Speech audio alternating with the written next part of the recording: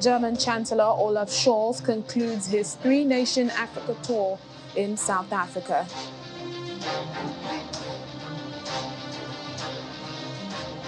The head of WHO's smallpox secretariat says monkeypox risks to the general public remains very low, as it is a disease of close contact. Plus,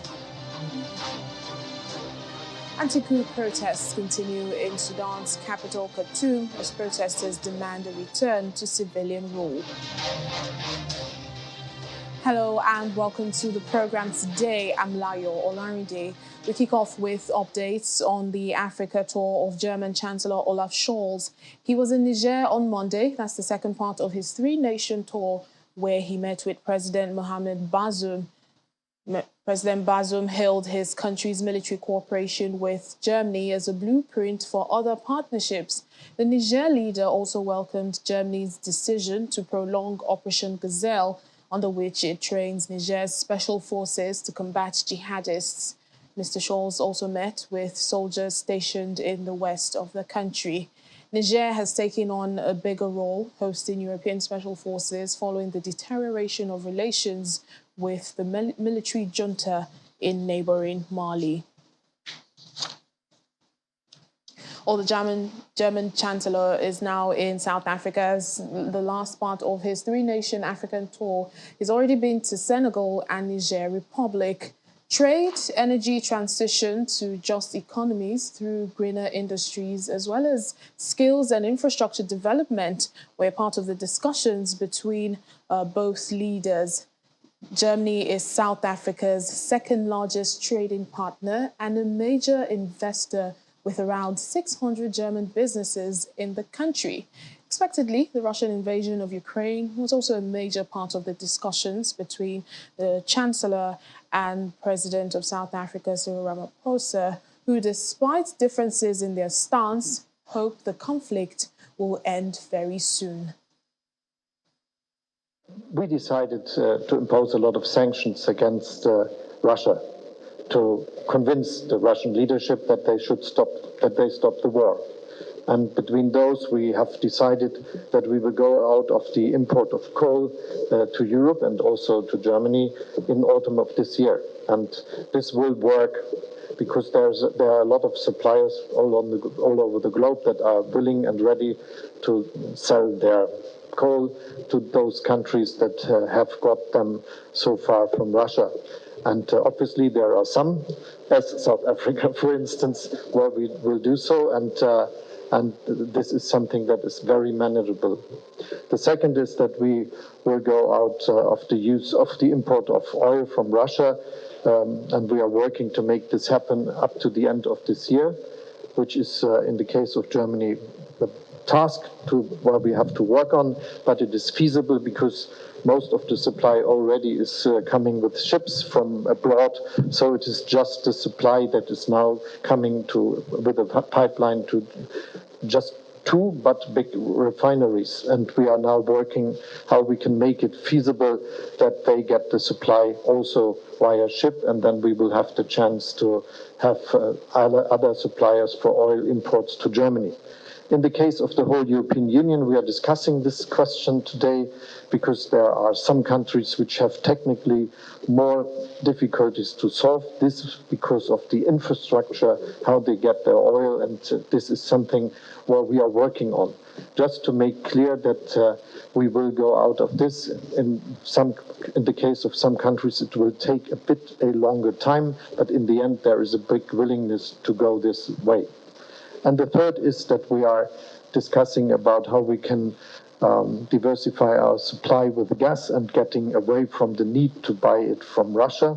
And this is also meaning and makes it necessary that we invest into infrastructures that gives us a chance to buy gas from LNG, liquid gas, which is the way many countries in the world are already doing, and making this happen is the basis for getting out of the need of importing the gas from Russia. This is the three questions I think you raised, how we do it and what is the aspect that I can report to you from what the European Union, for instance, is doing in this field.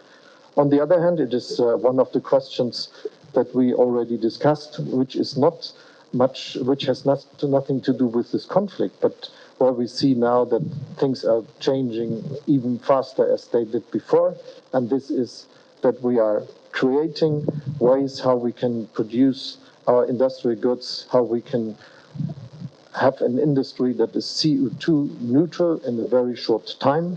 The aim is to get there in the midst of this century, and maybe in the case of Germany, we want to be there in 2045. And this means that we will have to act intensely. And one of the aspects of this is using other ways of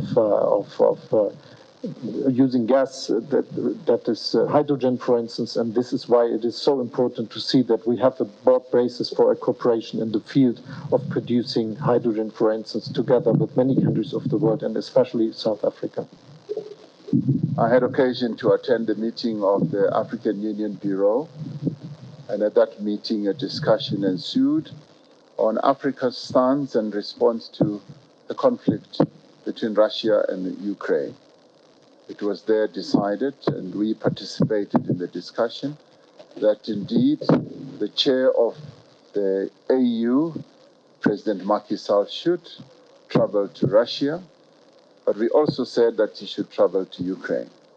So it should not just be a one-sided type of visit. We believe that Africa does have a role to play because it has access to both leaders in both countries to foster the whole process of dialogue, to foster the whole process of negotiation. And of course, Africa, like any other country, will approach these discussions with a hope that they will have an impact. And that's the best that we can do, to embark on, if you like, a diplomatic process that will be led by President Macky Sall, as well as the chair of the Commission, Mr. Musa Mohammed.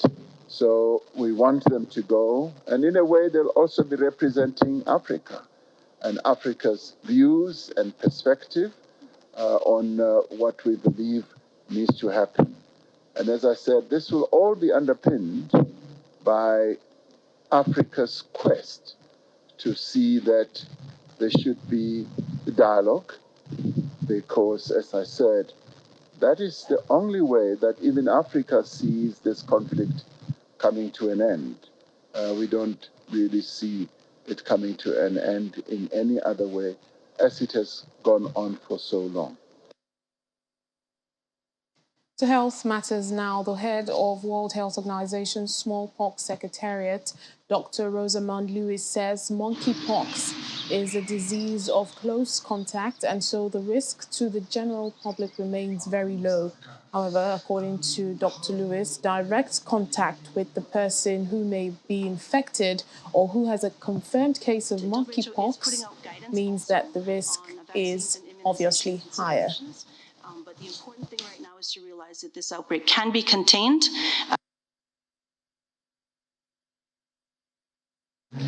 What we have seen early this year is a possibly, and again, it needs to be confirmed, a possible beginning of an increase in cases in certain countries at the beginning of this year. So basically, in summary, this is an emerging disease. It has been emerging for the last 20, 30 years. It's not unknown. It's very well described. But we have a new situation of this emerging disease, which has now appeared and begun to spread among population groups which normally would not have this. And so this is why we are treating this as a concerning situation, although individuals remain at very low risk. The cases we're seeing now are primarily in men, not exclusively, but primarily in men, in the 30s primarily, again, not exclusively. And these are people who have self-described as gay, bisexual, or men who have sex with men. This is not, we don't know yet that this is a sexually transmitted infection. What we've described described, as described earlier, that skin-to-skin contact is the primary mode. So it's entirely possible to have to contract an infection through skin-to-skin contact, through very close contact, and we don't yet have the information as to whether this would be transmitted through body fluids, for example.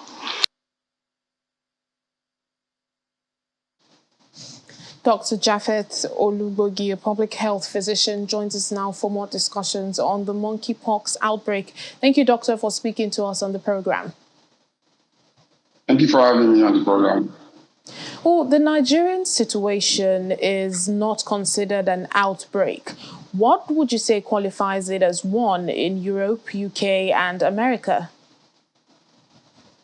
Yes, it is not an outbreak in Nigeria because Nigeria is endemic for smallpox. Smallpox actually is a disease of West and Central Africa. So it's our problem here.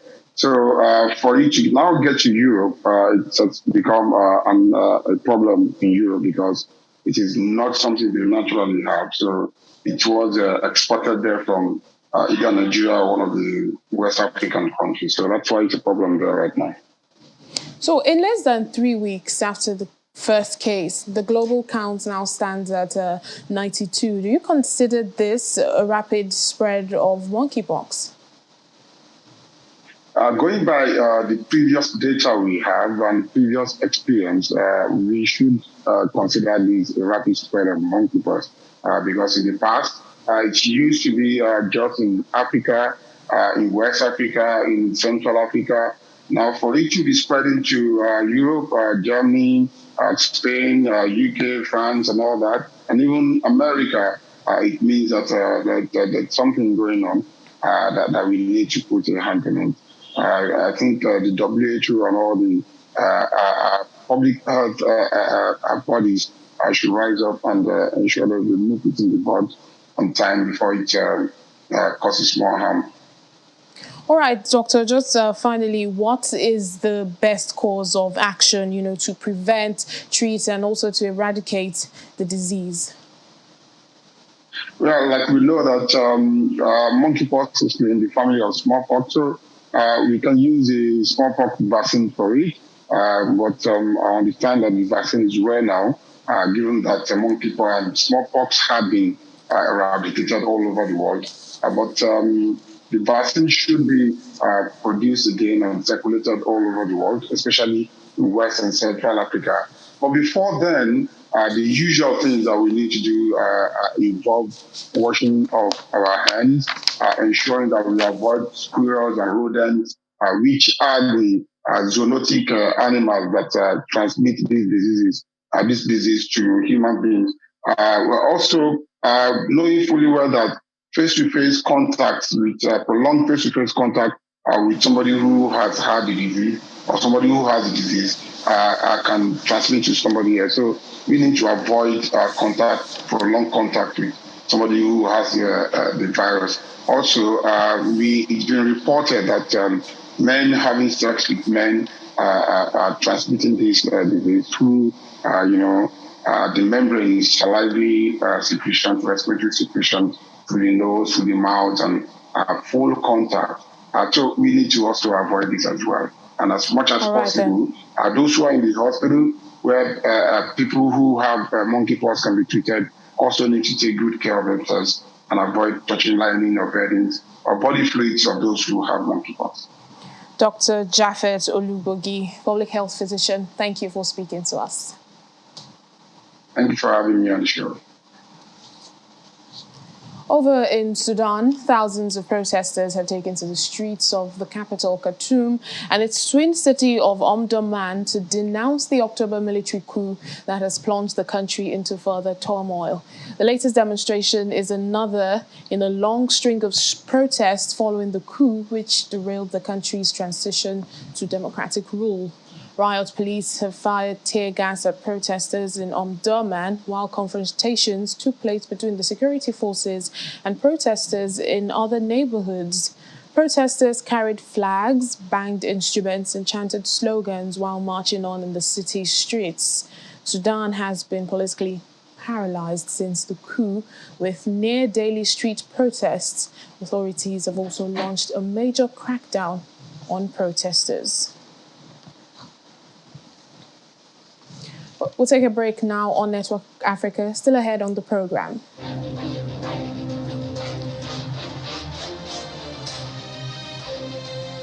Welcome back to the program. The special representative of the UN Secretary General in Somalia, James Swan, has hailed the conclusion of Somalia's electoral process as a major milestone for the country. Speaking to the UN Security Council, Mr. Swan urged Somali leaders to move beyond the prolonged political contest and now focus on urgent national priorities. With the election of President Hassan Sheikh Mohamud, the conclusion of Somalia's electoral process last week is a major milestone for the country. The presidential contest followed an unduly protracted and contentious process to choose members of the legislature. Once the senators and members of parliament were sworn in on 14 April 2022, however, they moved quickly to elect the speaker and 2 deputy speakers in each chamber of parliament and then prepare for the presidential vote. Outgoing President Mohamed Abdullahi Mohamed Farmajo graciously conceded and congratulated and extended support to his successor. The new president was immediately sworn in, and the outcome has been fully accepted. As this council has noted repeatedly, Madam President, it is past time for Somali leaders to move beyond the prolonged political contest to focus on urgent national priorities. with the election of President Hassan Sheikh Mohamud, we continue our broad, long-standing tradition of peaceful transition of power in Africa. The newly elected president and the parliament now are prepared to continue to deepen federalism and reconciliation and to tackle the socio-economic, structural, and political issues that millions of Somali women, men, and children face in their daily lives.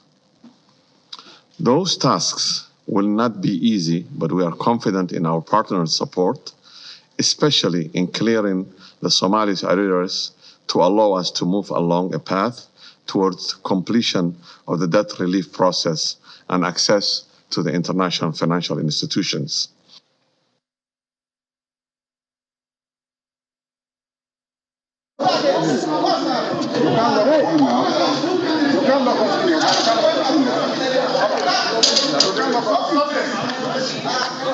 So you're looking at the moment, EFCC officials here in Nigeria barricaded the Maitama home of former Imo State Governor Rochas Okorocha, who's an APC presidential aspirant and a senator representing Imo West constituency.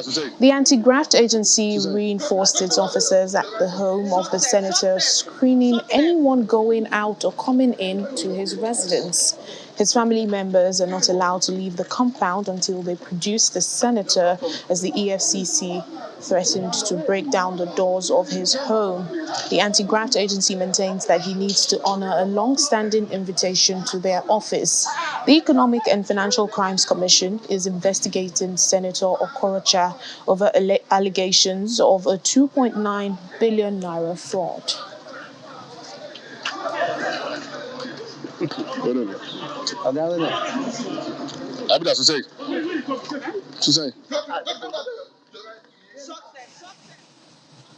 In the meantime, Senator Okorocha, whose reaction came through a phone conversation with our correspondent, says there was no initial invitation by the EFCC. He says he's been told that the Director of Operations would like to speak with him in his office at the EFCC headquarters.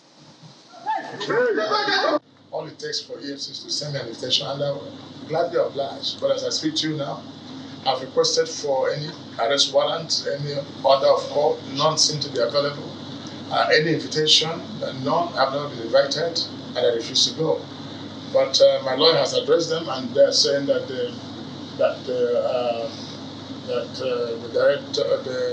they have instruction from above to come and get me. So I don't know whether it's an arrest or an invitation, or if it's an invitation, it's simply a letter or a word or phone call.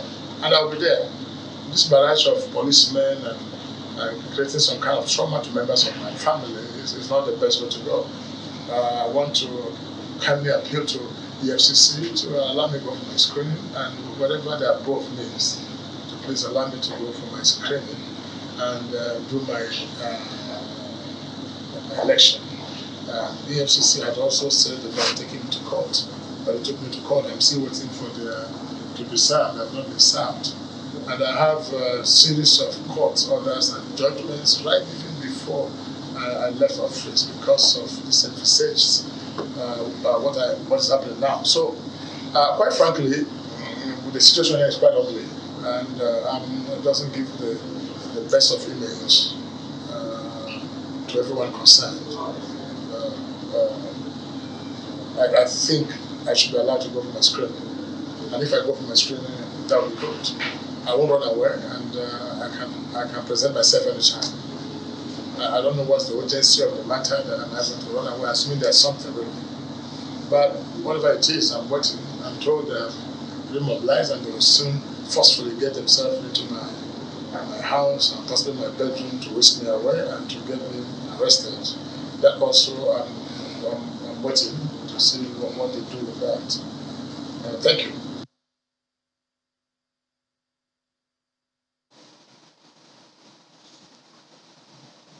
Oh, let's go now to our political editor, Seun Okinbaloye, who is right now at the residence of Mr. Okorocha in Abuja. Hello, Seun. What more are we learning about Senator Rochas Okorocha's arrest?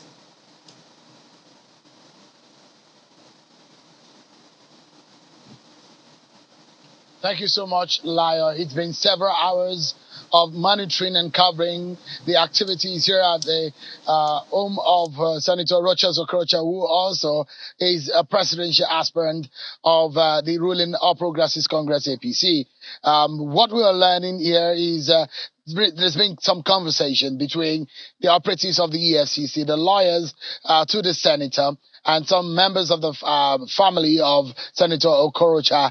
What they're trying to wrap their heads around, especially the members of the family, or the families of Senator Okorocha, is the reasons behind today's siege, if you may call it that, because siege in the sense that at the entrance of these residents is a vehicle, 2 buses, or about 3 of them actually, which conveyed the operatives of the EFCC to this place, cordoning the area. And just around and about the house here, you can see at every inch of the house, heavily armed security operatives dotted every inch of his residence. If you look through my right over here, is the door that leads into the residence. Obviously, this is where the operatives we go into if they're able to gain access, which they have not done since the last 4 hours or more that they have been here. The senator has not come out. I've spoken with him. I've seen him. He's spoken to the media earlier on about what he's learning, the reasons behind these arrests, not also forgetting the fact that it is a week of the presidential primaries of most of the political parties. The end of that exercise is on the 3rd of June as the electoral umpire has scheduled. But so far, it's been a waiting game. The lawyers of Senator Okorocha are speaking with the EFCC operatives, but it doesn't look like they've been able to come to agreement or to terms with what is happening because so far, these guys are still here. Lion. All right then, thank you, Seun Okinbaloye, our political editor. We're sure to come back to you for more updates on this story. Thank you. And that's it on the program for today. Thank you so much for watching Network Africa. I'm Layo Olarinde. Bye for now.